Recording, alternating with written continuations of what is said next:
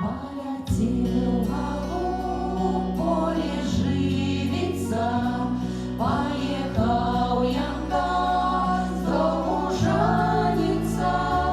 Прилетел голубь, поживившийся, приехал Янка, оженившийся.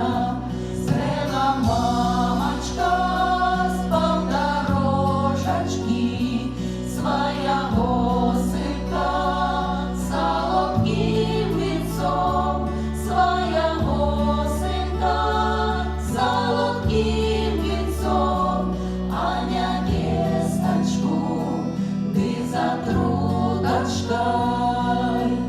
Ой, дай-дай-дай-да, ой, дай-дай-да, ой, дай-дай-дай-да, ой, дай-дай-да, ой, дай-дай-дай-да, ой, дай-дай-да, ой, дай-дай-дай-да, ой, дай-дай-да. Сын вина не пил, под коня вылил, а трудочку пополам выпил. Паковала сына перед церковкой, а невесточку поза церковкой.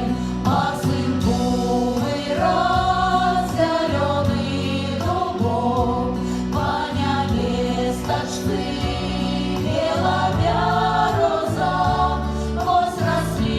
Росли, похилилися, через церковку зашабилися.